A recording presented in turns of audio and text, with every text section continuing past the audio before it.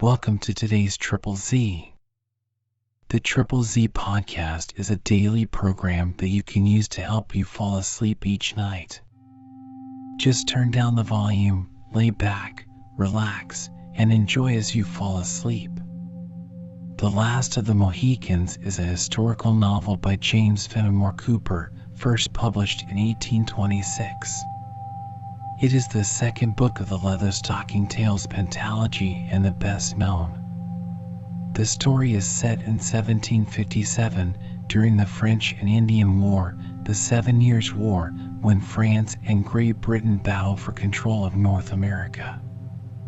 The novel is known for its detailed description of wilderness and frontier life, and for its exploration of the cultural conflict between the European settlers and the native tribes of North America.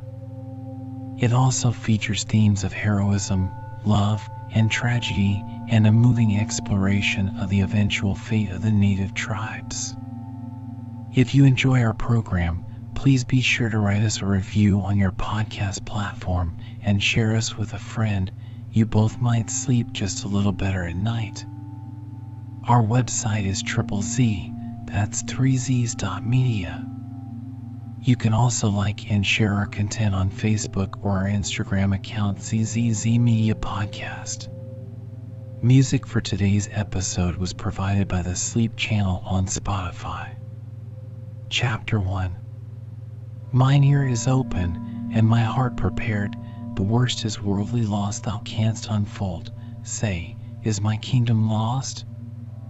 Shakespeare. It was a feature peculiar to the colonial wars of North America that the toils and dangers of the wilderness were to be encountered before the adverse hosts could meet. A wide and apparently an impervious boundary of forests severed the possessions of the hostile provinces of France and England. The hardy colonist and the trained European who fought at his side frequently expended months in struggling against the rapids of the streams or in effecting the rugged passes of the mountains in quest of an opportunity to exhibit their courage in a more martial conflict. But, emulating the patience and self-denial of the practiced native warriors, they learned to overcome every difficulty, and it would seem that, in time, there was no recess of the woods so dark, nor any secret place so lovely, that it might claim exemption from the inroads of those who had pledged their blood to satiate their vengeance, or to uphold the cold and selfish policy of the distant monarchs of Europe. Perhaps no district throughout the wide extent of the intermediate frontiers can furnish a livelier picture of the cruelty and fierceness of the savage warfare of those periods than the country which lies between the headwaters of the Hudson and the adjacent lakes. The facilities which nature had there offered to the march of the combatants were too obvious to be neglected. The lengthened sheet of the Champlain stretched from the frontiers of Canada deep within the borders of the neighboring province of New York, forming a natural passage across half the distance that the French were compelled to master in order to strike their enemies. Near its southern termination, it received the contributions of another lake, whose waters were so limpid as to have been exclusively selected by the Jesuit missionaries to perform the typical purification of baptism and to obtain for it the title of Lake du Saint-Sacrament. The less zealous English thought they conferred a sufficient honor on its unsullied fountains when they bestowed the name of their reigning prince, the second of the House of Hanover. The two united to rob the untutored possessors of its wooded scenery of their native right to perpetuate its original appellation of Horican. Winding its way among countless islands and embedded in mountains, the Holy Lake extended a dozen leagues still farther to the south. With the high plain that there interposed itself to the further passage of the water, commenced a portage of as many miles, which conducted the adventurer to the banks of the Hudson at a point where, with the usual obstructions of the rapids, or rifts, as they were then termed in the language of the country, the river became navigable to the tide.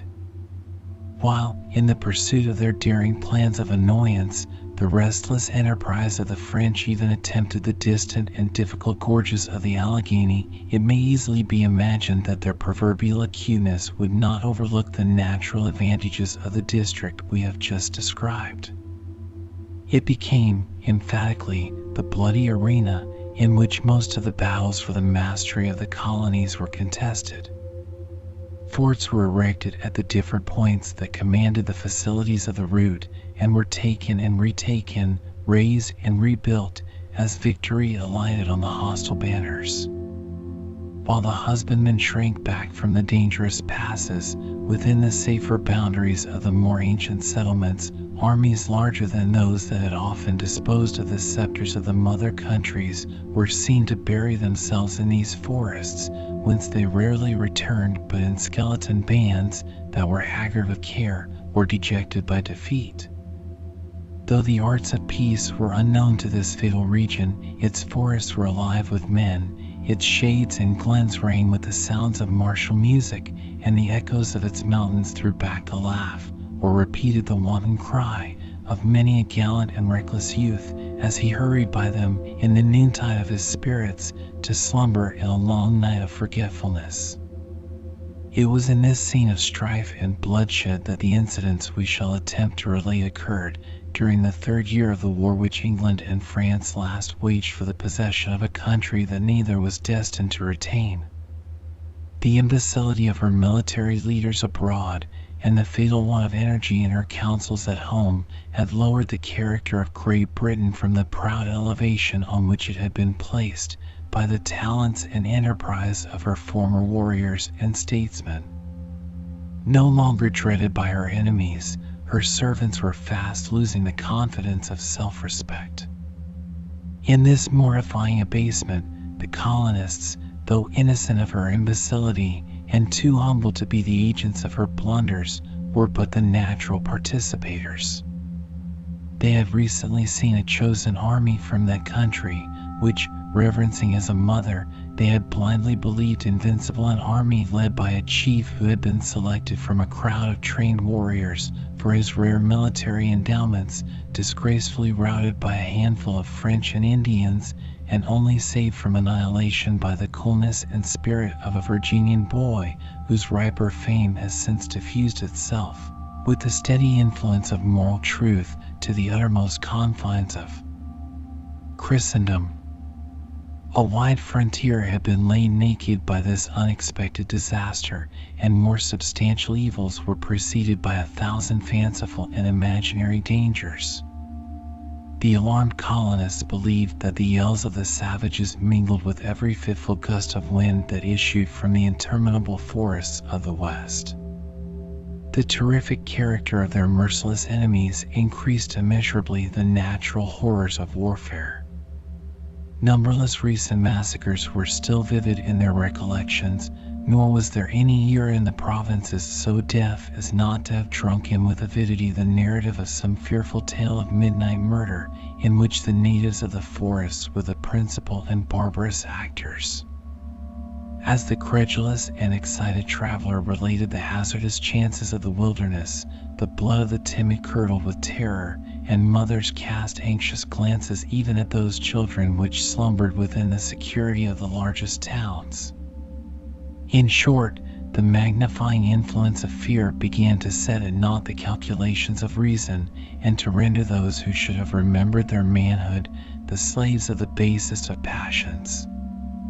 Even the most confident and the stoutest hearts began to think the issue of the contest was becoming doubtful, and that abject class was hourly increasing in numbers who thought they foresaw all the possessions of the English crown in America subdued by their Christian foes, or laid waste by the inroads of their relentless allies. When, therefore, intelligence was received at the fort, which covered the southern termination of the portage between the Hudson and the lakes, that Montcalm had been seen moving up the Champlain with an army numerous as the leaves on the trees, its truth was admitted with more of the craven reluctance of fear than with the stern joy that a warrior should feel in finding an enemy within reach of his blow. The news had been brought, towards the decline of a day in midsummer, by an Indian runner, who also bore an urgent request from Monroe, the commander of a work on the shore of the Holy Lake, for a speedy and powerful reinforcement. It has already been mentioned that the distance between these two posts was less than 5 leagues. The route path, which originally formed their line of communication, had been widened for the passage of wagons, so that the distance which had been traveled by the son of the forest in 2 hours might easily be effected by a detachment of troops with their necessary baggage between the rising and setting of the summer sun. The loyal servants of the British Crown had given to one of these forest fastnesses the name of William Henry, and to the other that of Fort Edward, calling each after a favorite prince of the reigning family. The veteran Scotchman just named held the first, with a regiment of regulars and a few provincials, a force really by far too small to make head against the formidable power that Montcalm was leading to the foot of his earthen mounds. At the latter, however, lay General Webb, who commanded the armies of the king in the northern provinces with a body of more than 5,000 men. By uniting the several detachments of his command, this officer might have arrayed nearly double that number of combatants against the enterprising Frenchmen who had ventured so far from his reinforcements with an army but little superior in numbers. But under the influence of their degraded fortunes, both officers and men appeared better disposed to await the approach of their formidable antagonists within their works than to resist the progress of their march by emulating the successful example of the French at Fort Duquesne and striking a blow on their advance. After the first surprise of the intelligence had a little abated, a rumor was spread through the entrenched camp, which stretched along the margin of the Hudson, forming a chain of outworks to the body of the fort itself, that a chosen detachment of 1,500 men was to depart with the dawn for William Henry, the post at the northern extremity of the portage. That which at first was only rumor soon became certainty, as orders passed from the quarters of the commander-in-chief to the several corps he had selected for this service to prepare for their speedy departure. All doubt as to the intention of Webb now vanished, and an hour or two of hurried footsteps and anxious faces succeeded. The novice in the military art flew from point to point, retarding his own preparations by the excess of his violent and somewhat distempered zeal, while the more practiced veteran made his arrangements with a deliberation that scorned every appearance of haste, though his sober lineaments and anxious eyes sufficiently betrayed that he had no very strong professional relish for the as yet untried and dreaded warfare of the wilderness. At length the sun set in a flood of glory behind the distant western hills, and as darkness drew its veil around the secluded spot, the sounds of preparation diminished. The last light finally disappeared from the log cabin of some officer. The trees cast their deeper shadows over the mounds and the rippling stream, and a silence soon pervaded the camp, as deep as that which reigned in the vast forest by which it was environed. According to the orders of the preceding night, the heavy sleep of the army was broken by the rolling of the warning drums, whose rattling echoes were heard issuing on the damp morning air out of every vista of the woods, just as day began to draw the shaggy outlines of some tall pines of the vicinity on the opening brightness of a soft and cloudless eastern sky. In an instant the whole camp was in motion, the meanest soldier arousing from his lair to witness the departure of his comrades and to share in the excitement and incidents of the hour. The simple array of the chosen band was soon completed. While the regular and trained hirelings of the king marched with haughtiness to the right of the line, the less pretending colonists took their humbler position on its left, with a docility that long practice had rendered easy. The scouts departed, strong guards preceded and followed the lumbering vehicles that bore the baggage, and before the gray light of the morning was mellowed by the rays of the sun, the main body of the combatants wheeled into column and left the encampment with a show of high military bearing that served to drown the slumbering apprehensions of many a novice who was now about to make his first essay in arms. while in view of their admiring comrades, the same proud front and ordered array was observed, until the notes of their fifes growing fainter in distance, the forest at length appeared to swallow up the living mass which had slowly entered its bosom. The deepest sounds of the retiring and invisible column had ceased to be borne on the breeze to the listeners, and the latest straggler had already disappeared in pursuit, but there still remained the signs of another departure before a log cabin of unusual size and accommodations, in front of which those sentinels paced their rounds who were known to guard the person of the English general. At this spot were gathered some half-dozen horses, caparisoned in a manner which showed that two, at least, were destined to bear the persons of females, of a rank that it was not usual to meet so far in the wilds of the country. A third wore the trappings and arms of an officer of the staff, while the rest, from the plainness of the housings and the traveling mails with which they were encumbered, were evidently fitted for the reception of as many menials who were, seemingly, already awaiting the pleasure of those they served. At a respectful distance from this unusual show were gathered divers groups of curious idlers, some admiring the blood and bone of the high-mettled military charger, and others gazing at the preparations with dull wonder of vulgar curiosity. There was one man, however, who, by his countenance and actions, formed a marked exception to those who composed the latter class of spectators, being neither idle nor seemingly very ignorant. The person of this individual was to the last degree ungainly, without being in any particular manner deformed. He had all the bones and joints of other men, without any of their proportions.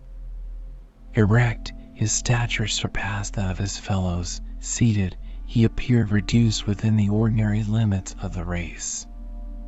The same contrariety in his members seemed to exist throughout the whole man. His head was large, his shoulders narrow, his arms long and dangling, while his hands were small, if not delicate. His legs and thighs were thin, nearly to emaciation, but of extraordinary length, and his knees would have been considered tremendous had they not been outdone by the broader foundations on which this false superstructure of the blended human orders was so profanely reared. The ill-assorted and injudicious attire of the individual only served to render his awkwardness more conspicuous. A sky-blue coat, with short and broad skirts and low cape, exposed a long thin neck and longer and thinner legs to the worst animadversions of the evil-disposed. His nether garment was of yellow nankeen, closely fitted to the shape, and tied at his bunches of knees by large knots of white ribbon, a good deal sullied by use. Clotted cotton stockings and shoes, on one of the latter of which was a plated spur, completed the costume of the lower extremity of this figure, no curve or angle of which was concealed, but, on the other hand, studiously exhibited through the vanity or simplicity of its owner. From beneath the flap of an enormous pocket of a soiled vest of embossed silk, heavily ornamented with tarnished silver lace, projected an instrument which, from being seen in such martial company, might have been easily mistaken for some mischievous and unknown implement of war. Small as it was, this uncommon engine had excited the curiosity of most of the Europeans in the camp, though several of the provincials were seen to handle it, not only without fear, but with the utmost familiarity. A large, civil cocked hat, like those worn by clergymen within the last 30 years, surmounted the whole, furnishing dignity to a good-natured and somewhat vacant countenance that apparently needed such artificial aid to support the gravity of some high and extraordinary trust. While the common herd stood aloof in deference to the quarters of Webb, the figure we have described stalked in the center of the domestics, freely expressing his censures or commendations on the merits of the horses, as by chance they displeased or satisfied his judgment. This beast, I rather conclude, friend, is not of home raising, but is from foreign lands, or perhaps from the little island itself over the blue water, he said, in a voice as remarkable for the softness and sweetness of its tones as was his person for its rare proportions. I may speak of these things, and be no braggart, for I have been down at both havens, that which is situated at the mouth of Thames, and is named after the capital of Old England, and that which is called Haven, with the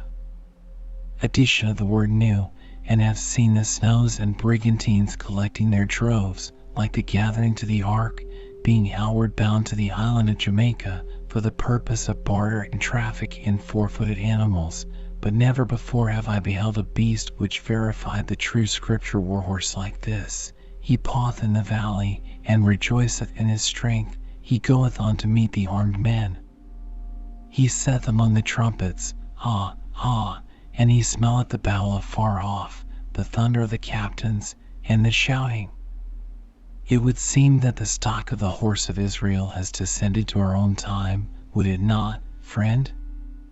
Receiving no reply to this extraordinary appeal, which in truth, as it was delivered with the vigor of full and sonorous tones, merited some sort of notice, he who had thus sung forth the language of the holy book turned to the silent figure to whom he had unwittingly addressed himself, and found a new and more powerful subject of admiration in the object that encountered his gaze.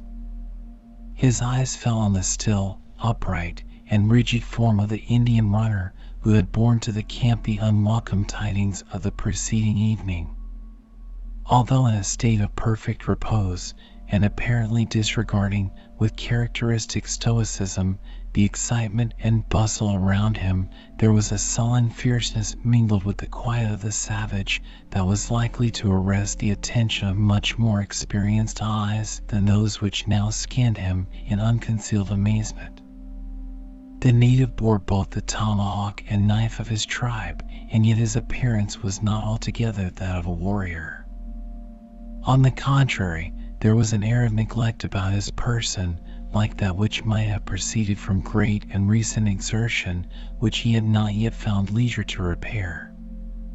The colors of the war paint had blended in dark confusion about his fierce countenance, and rendered his swarthy lineaments still more savage and repulsive than if art had attempted an effect which had been thus produced by chance. His eye, alone, which glistened like a fiery star amid lowering clouds, was to be seen in its state of native wildness. For a single instant, his searching and yet wary glance met the wondering look of the other, and then changing its direction, partly in cunning and partly in disdain, it remained fixed, as if penetrating the distant air. It is impossible to say what unlooked-for remark this short and silent communication between two such singular men might have elicited from the white man, had not his active curiosity been again drawn to other objects. A general movement among the domestics, and a low sound of gentle voices, announced the approach of those whose presence alone was wanted to enable the cavalcade to move. The simple admirer of the warhorse instantly fell back to a low, gaunt, switch-tailed mare that was unconsciously gleaning the faded herbage of the camp nigh by, where, leaning with one elbow on the blanket that concealed an apology for a saddle, he became a spectator of the departure, while a foal was quietly making its morning repast on the opposite side of the same animal. A young man, in the dress of an officer, conducted to their steeds two females, who, as it was apparent by their dresses, were prepared to encounter the fatigues of a journey in the woods. One, and she was the most juvenile in her appearance, though both were young, permitted glimpses of her dazzling complexion, fair golden hair, and bright blue eyes, to be caught, as she artlessly suffered the morning air to blow aside the green veil which descended low from her beaver. The flush which still lingered above the pines in the western sky was not more bright nor delicate than the bloom on her cheek, nor was the opening day more cheering than the animated smile which she bestowed on the youth as he assisted her into the saddle. The other, who appeared to share equally in the attentions of the young officer, concealed her charms from the gaze of the soldiery with a care that seemed better fitted to the experience of 4 or 5 additional years.